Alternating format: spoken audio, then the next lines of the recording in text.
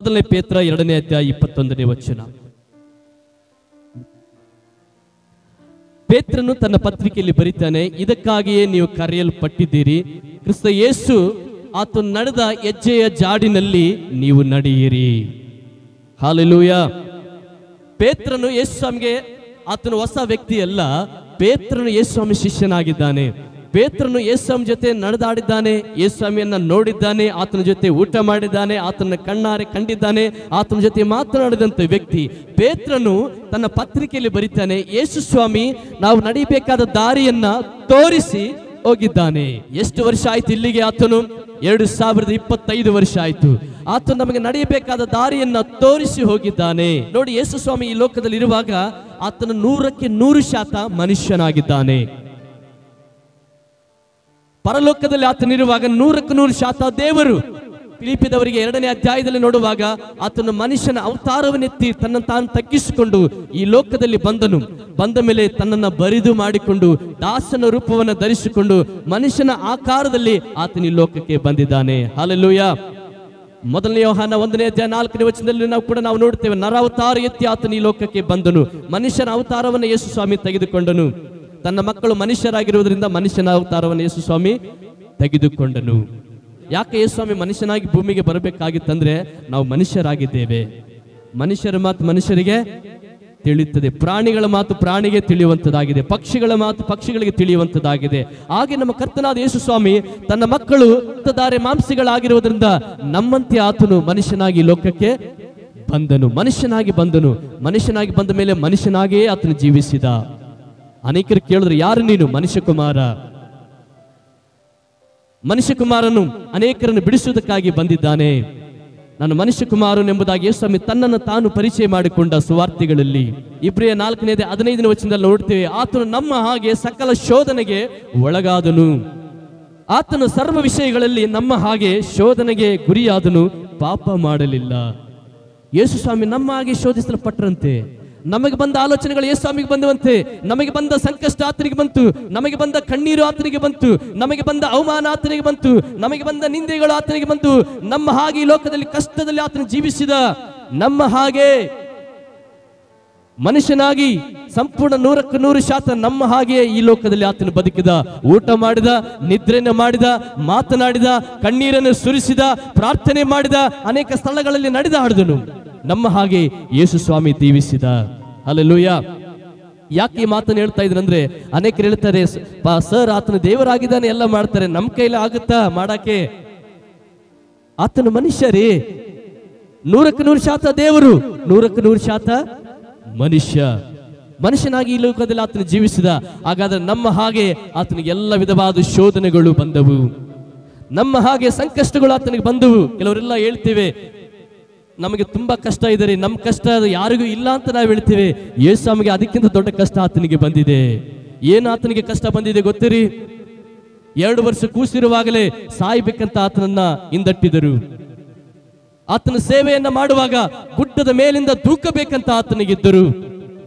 ಆತನಿಗೆ ದೆವ್ವ ಅಂತ ಹೇಳಿದ್ರು, ಕುಡುಕರ ಗೆಳೆಯ ಅಂತ ಹೇಳಿದ್ರು, ಹೊಟ್ಟೆ ಬಾಕ ಅಂತ ಹೇಳಿದ್ರು. ಆತನಿಗೆ ಅನೇಕರು ನಿಂದೆಗಳನ್ನು ಹಾಕಿದ್ರು, ಮುಖದ ಮೇಲೆ ಉಗುಳಿದರು, ಕೆನ್ನೆಗೆ ಹೊಡೆದರು, ಆತನಿಗೆ ಹೀಯಾಳವಾಗಿ ಮಾತಾಡಿಸಿದರು. ನೀ ದೇವಕುಮಾರನಂತೆ ಶಿಲುಬೆಯಿಂದ ಇಳಿದು ಬಾ, ಏನೆಲ್ಲ ಹೀಯಾಳಿಸಿ ಮಾತಾಡಿದರು, ನಿಂದೆಗಳನ್ನು ಆತನ ಮೇಲೆ ಹಾಕಿದರು, ಅವಮಾನ ಆತನ ಪಡಿಸಿದರು. ಇವತ್ತು ಅನೇಕರು ನಾವು ಅಂದುಕೊಳ್ತಾ ಇರ್ಬೋದು, ನನಗೆ ಬಹಳ ಜನ ಅವಮಾನ ಪಡಿಸಿದ್ದಾರೆ, ಬಹಳ ಜನ ನನ್ನ ನಿಂದೆ ಮಾಡಿದ್ದಾರೆ ಅಂತ ಅಂದುಕೊಳ್ಬಹುದು. ಇದೇ ನಿಂದೆಯನ್ನ ಯೇಸು ಸ್ವಾಮಿ ತನ್ನ ಶಿಲುಬೆ ಮೇಲೆ ಎಲ್ಲವನ್ನ ಮಾಡಿ ಮುಗಿಸಿದವನಾಗಿದ್ದಾನೆ. ಹಲ್ಲೆಲೂಯಾ.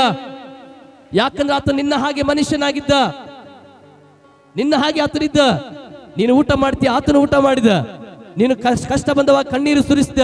ಯೇಸು ಸ್ವಾಮಿ ಲಾಜರ್ಗೋಸ್ಕರ ಕಣ್ಣೀರನ್ನು ಸುರಿಸಿದ. ನೀನು ನಿದ್ರೆ ಮಾಡ್ತೀಯ, ಆತನು ಕೂಡ ನಿದ್ರೆ ಮಾಡಿದ.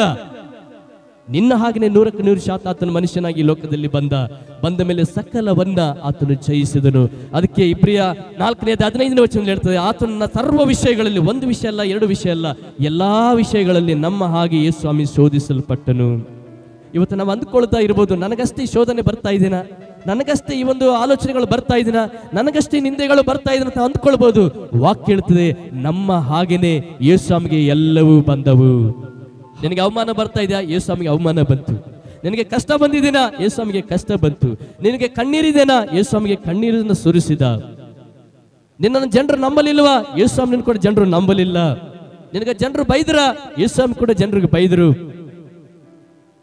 ನಿನಗೆ ಜನರು ಹೊಡೆದಿದ್ದಾರಾ? ಯೇಸುಸ್ವಾಮಿ ಕೂಡ ಜನರು ಹೊಡೆದರು, ಕೆನ್ನೆ ಮೇಲೆ ಆತನಿಗೆ ಹೊಡೆದಿದ್ರು. ಏನು ದೊಡ್ಡವರು ಇವರು ಮಾಡ್ತಾರಂತ ನಿನಗೆ ಅವಮಾನ ಪಡಿಸಿದಾರ? ಯೇಸುಸ್ವಾಮಿ ಕೂಡ ಹೇಳಿದ್ರು, ಯೋತರ ಅನುಸರಾಧನೆ ಕೆಳಗೆ ಶಿಲುಬೆಯಿಂದ ಇಳಿದು ಬಾ ಅಂತ. ಎಲ್ಲವನ್ನ ಆತನು ಸಹಿಸಿಕೊಂಡ. ಅದನ್ನೇ ಪೇತ್ರನು ತನ್ನ ಪತ್ರಿಕೆಯಲ್ಲಿ ಬರಿತಾ ಇದ್ದಾನೆ, ನಿಮಗೆ ತಾಳ್ಮೆ ಇರಲಿ. ಯೇಸುಸ್ವಾಮಿ ತಾಳ್ಮೆಯಿಂದ ಎಲ್ಲವನ್ನ ಸಹಿಸಿಕೊಂಡ. ಆತನ ಹೆಜ್ಜೆ ಜಾಡಿನಲ್ಲಿಯೇ ನೀನು ನಡೆಯಬೇಕು. ಕಾರಣ ನೀನು ಆತನ ಮಗನು ಮಗಳಾಗಿದೀಯ. ಕೆಲವು ಸರಿ ಹೇಳು, ಸರ್ ಯಾಕೆ ನಾವು ಆತನ ಹೆಜ್ಜೆ ಜಾಡಿನಲ್ಲಿ ನಡಿಬೇಕಂದ್ರೆ ಆತನ ಮಕ್ಕಳು ನಾವಾಗಿದ್ದೇವೆ. ಹಲ್ಲೆಲೂಯಾ. ಮಕ್ಕಳಂದ ಮೇಲೆ ತಂದೆ ಒಂದು ದಾರಿ, ಮಕ್ಕಳೊಂದು ದಾರಿ ಇರ್ಬೇಕಾ? ತಂದೆ ದಾರಿಯಲ್ಲಿ ಮಕ್ಕಳು ನಡೀಬೇಕು. ಅದಕ್ಕೆ ಪೇತ್ರನು ಹೇಳ್ತಾನೆ, ಆತನ ಹೆಜ್ಜೆ ಜಾಡಿನಲ್ಲಿ ನೀವು ನಡೆಯಿರಿ. ಆವಾಗ ಎಷ್ಟು ಕಷ್ಟ ಬಂದ್ರು, ಎಷ್ಟು ಸಮಸ್ಯೆ ಬಂದ್ರು, ದೇವರು ನಿಮ್ಮನ್ನ ನಡೆಸುವವನಾಗಿದ್ದಾನೆ. ಅದೇ ಮೊದಲನೇ ಪೇತ್ರದಲ್ಲಿ ಮೊದಲನೇ ಅಧ್ಯಾಯದಲ್ಲಿ ನಾವು ನೋಡುವಂತರಾಗಿದ್ದೇವೆ. ನೀವು ಸತ್ಯಕ್ಕೆ ಸ್ವಲ್ಪ ಕಾಲ ದೇವರ ಚಿತ್ತಾನುಸಾರವಾಗಿ ನಾನಾ ಕಷ್ಟಗಳಲ್ಲಿ ದುಃಖಿಸುವರಾದರೂ ಆ ಪದವಿಯನ್ನು ಆಲೋಚಿಸಿ ಹರ್ಷವುಳ್ಳವರಾಗಿರ್ರಿ. ಸ್ವಲ್ಪ ಕಾಲ ನಿಮಗೆ ಕಷ್ಟ ಇರುತ್ತೆ. ಎಷ್ಟು ದಿನ ನಿಮಗೆ ಕಷ್ಟ ಇರುತ್ತೆ? ಸ್ವಲ್ಪ ಕಾಲ. ಹೇಳಿ ಎಲ್ಲರೂ, ಸ್ವಲ್ಪ ಕಾಲ. ಅದನ್ನು 21ನೇ ವಚನದಲ್ಲಿ ಹೇಳ್ತಾನೆ, ಕ್ರಿಸ್ತನು ಸಹ ನಿಮಗೋಸ್ಕರ ಬಾಧೆಯನ್ನು ಅನುಭವಿಸಿ ನೀವು ತನ್ನ ಹೆಜ್ಜೆ ಜಾಡಿನಲ್ಲಿ ನಡೆಯಬೇಕೆಂದು ಮಾದರಿಯನ್ನು ತೋರಿಸಿ ಓದಲು ದಾರಿಯನ್ನು ನಿಮಗೆ ತೋರಿಸಿ ಹೋಗಿದ್ದಾನೆ. ಯೇಸುಸ್ವಾಮಿ ನಮಗೆ ದಾರಿಯನ್ನು ತೋರಿಸಿ ಹೋಗಿದ್ದಾನೆ. ಕಷ್ಟದಲ್ಲಿರುವಾಗ ನೀನು ಯಾವ ರೀತಿಯಲ್ಲಿ ಇರಬೇಕು, ನಿಂದೆಗಳಿರುವಾಗ ನೀನು ಏನನ್ನು ನೋಡಬೇಕು, ಅವಮಾನ ಪಡುವಾಗ ನೀನು ಏನನ್ನು ನೋಡಬೇಕು, ಸಮಸ್ಯೆಗಳಲ್ಲಿ ಹಾದು ಹೋಗುವಾಗ ನೀನು ಜೀವಿತ ಹೇಗಿರ್ಬೇಕೆಂಬುದಾಗಿ ಯೇಸುಸ್ವಾಮಿ ನಮಗೆ ದಾರಿಯನ್ನ ತೋರಿಸಿ ಹೋಗಿದ್ದಾನೆ. ಏನಾದ್ರೂ ಪರಿಸ್ಥಿತಿಗಳು ಬರುವಾಗ ಯಾರನ್ನ ನೋಡಬೇಕಾಗಿದೆ? ಯೇಸುವನ್ನ. ಯೇಸುಸ್ವಾಮಿ ಯಾವ ರೀತಿಯಲ್ಲಿ ನಡೆದ? ಸತ್ಯವೇದ ಹೇಳ್ತದೆ, ಆತನ ಈ ಲೋಕದಲ್ಲಿ ತಲೆ ಇಡುವಷ್ಟು ಕೂಡ ಜಾಗ ಆತನಿಗೆ ಜನರು ಕೊಳ್ಳಿಲ್ಲ ಅಂತೆ. ಕಾರಣ ಆತನಿಗೆ ಗೌರವ ಲೋಕದಲ್ಲಿ ಇಲ್ಲ. ಆ ಸ್ಥಿತಿಯಲ್ಲಿ ಜನರು ನಡೆದುಕೊಂಡ್ರು. ಕೆಲವರು ಹೇಳ್ತಿದ್ರು, ನಮ್ಮ ಮನೆಯಲ್ಲಿ ನಮಗೆ ಮರ್ಯಾದೆ ಕೊಡಲ್ರಿ, ನನಗೆ ನನ್ನ ಮನೆಯಲ್ಲಿ ಗೌರವ ಕೊಡಲ್ಲ, ಯಾರು ಕೂಡ ನನಗೆ ಗೌರವಿಸ್ತಾ ಇಲ್ಲ, ಯಾರು ಕೂಡ ನನಗೆ ಮಾನ ಮರ್ಯಾದೆಯನ್ನು ಸಲ್ಲಿಸ್ತಾ ಇಲ್ಲ. ನನ್ನ ಗಂಡನೂ ಹಾಗೆ, ನನ್ನ ಅತ್ತೆ, ನನ್ನ ಒಂದು ಕುಟುಂಬದಲ್ಲಿ ಪ್ರತಿಯೊಬ್ಬರು ಕೂಡ ನಾಯಿಗಿಂತ ಕಡಿ ನನ್ನನ್ನು ಎಣಿಸ್ತಾ ಇದ್ದಾರೆ. ಇವತ್ತು ಅನೇಕರು ಕೂಡ ಆ ಪರಿಸ್ಥಿತಿಯಲ್ಲಿ ಇರಬಹುದು.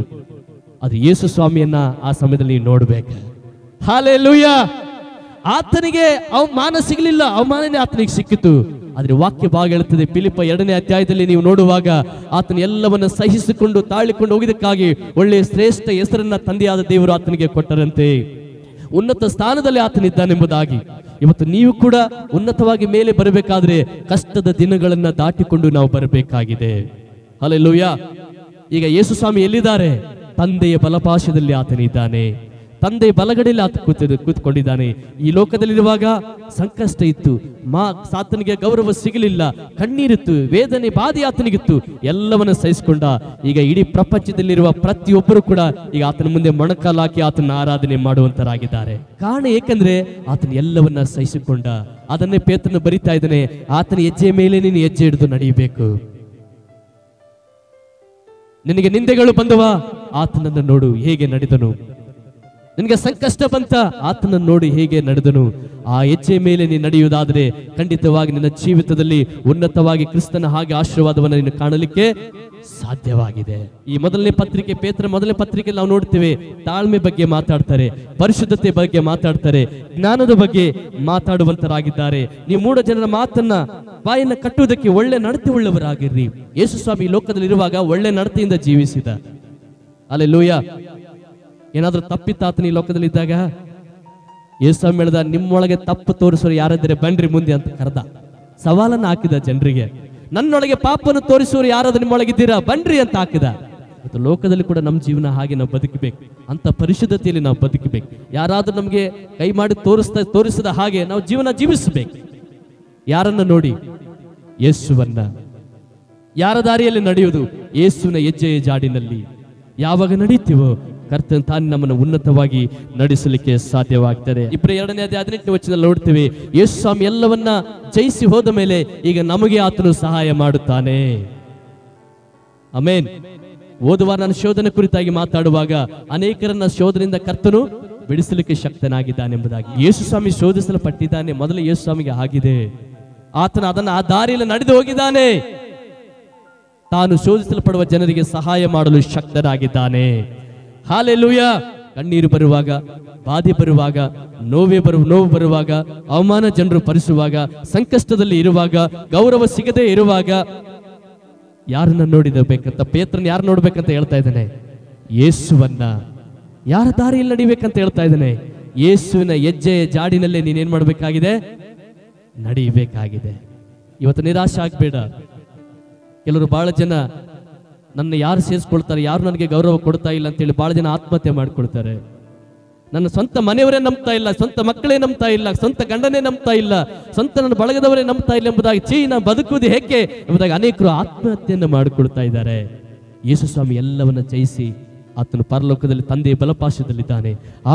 ಆತ ಹೆಜ್ಜಿನ ಜಾಡಿನಲ್ಲಿ ನಡೆಯುವಾಗ ಬರುವಂತೆ ಎಲ್ಲ ನಿಂದೆಗಳು, ಬಾಧೆಗಳು, ಅವಮಾನಗಳು ಸಮಸ್ತವು ಅದು ನಮಗೆ ಕಿರೀಟವಾಗಿ ಒಂದು ದಿನ ಮಾರ್ಪಡುವಂತದ್ದಾಗಿದೆ.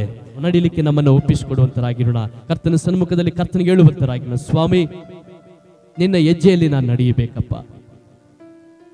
ಲೋಕದಲ್ಲಿ ನಿನಗೆ ಸುಖನೇ ಇಲ್ಲ. ಲೋಕವು ನಿನ್ನನ್ನು ಅವಮಾನ ಪಡಿಸಿತು. ಇವತ್ತು ನನಗೂ ಕೂಡ ಅನೇಕ ಜನರು ನನ್ನ ನೋಡುವಾಗ ಹೀಯಾಳಿಸ್ತಾರೆ. ಇವತ್ತು ಅನೇಕ ಜನರು ನನ್ನನ್ನು ನೋಡುವಾಗಲೂ ಕೂಡ ಹೀಯಾಳಿಸ್ತಾರೆ. ಆದ್ರೆ ಸೋತು ಹೋಗದೆ, ನಿರಾಶೆ ಆಗದೆ, ಚಿಂತೆ ಮಾಡದೆ ನಿನ್ನ ವಾಕ್ಯ ಹೇಳಿರುವಾಗ ನಿನ್ನ ಹೆಜ್ಜೆಯ ಜಾಡಿನಲ್ಲಿ ನಾನು ನಡೆಯಲು ಒಪ್ಪಿಸಿಕೊಡುತ್ತೇನಪ್ಪ. ನನಗೆ ಪದೇ ಪದೇ ಸಂಕಷ್ಟಗಳ ಮೇಲೆ ಸಂಕಷ್ಟ ಬರ್ತಾ ಇದೆ, ಕಷ್ಟದ ಮೇಲೆ ಕಷ್ಟ ಬರ್ತಾ ಇದೆ, ಅವಮಾನದ ಮೇಲೆ ಅವಮಾನ ಬರ್ತಾ ಇದೆ, ಸೋಲಿನ ಮೇಲೆ ಸೋಲು ನನಗೆ ಬರ್ತಾ ಇದೆ, ನಿರಾಶೆ ನನ್ನ ಜೀವಿತದಲ್ಲಿ ಕವಿದುಕೊಂಡಿದೆ. ಇನ್ನು ಮೇಲೆ ನಾನು ಲೋಕದಲ್ಲಿ ಇರುವುದು ಬೇಡ, ಸಾಯುವುದೇ ನನಗೆ ಒಳ್ಳೆಯದೆಂಬುದಾಗಿ ಅಂದುಕೊಳ್ತಾ ಇರುವುದಾದರೆ ಈಗ ಕರ್ತನ ವಾಕ್ಯ ನಿನಗೆ ಮಾತನಾಡ್ತಾ ಇದೆ. ಪ್ರಿಯ ಸಹೋದರಿ ಸಹೋದರ, ಆತನ ಹೆಜ್ಜೆ ಜಾಡಿನಲ್ಲಿ ನಡೆಯು, ನಿನಗೆ ನೆಮ್ಮದಿ ಇರ್ತದೆ. ಕರ್ತನ ಸುಖ ಪಡಲಿಲ್ಲ, ಕರ್ತನಿಗೆ ಗೌರವ ಸಿಗಲಿಲ್ಲ ಈ ಲೋಕದಲ್ಲಿ, ಎಲ್ಲವನ್ನ ಸಹಿಸಿಕೊಂಡು ಆತನು ನಡೆದನು. ಆತನು ಮನುಷ್ಯನಾಗಿ ನಮ್ಮ ಹಾಗೆ ಇದ್ದನು, ನಮ್ಮ ಹಾಗೆ ಆತನು ಜೀವಿಸಿದ, ಆದ್ರೆ ಪಾಪ ಮಾಡಲಿಲ್ಲ. ಕರ್ತನಿನ ಮೇಲಕ್ಕೆ ಎತ್ತುವವನಾಗಿದ್ದಾನೆ. ಈ ಸ್ಥಳದಲ್ಲಿ ಇರುವಂತ ದೇವರ ಮಕ್ಕಳು ಕರ್ತನಿಗೆ ಒಪ್ಪಿಸಿಕೊಳ್ಳುವಂತರಾಗಿರೋಣ. ಇನ್ನು ಮೇಲೆ ಸ್ವಾಮಿ ಕರ್ತನೆ, ನನ್ನ ಜೀವಿತದಲ್ಲಿ ಬರುವಂತ ಎಲ್ಲ ನಿರಾಶೆಗಳು, ನಿಂದೆಗಳು, ಅವಮಾನಗಳು ಅವು ನಾನು ಸವಾಲಾಗಿ ತೆಗೆದುಕೊಳ್ಳುತ್ತೇನೆ.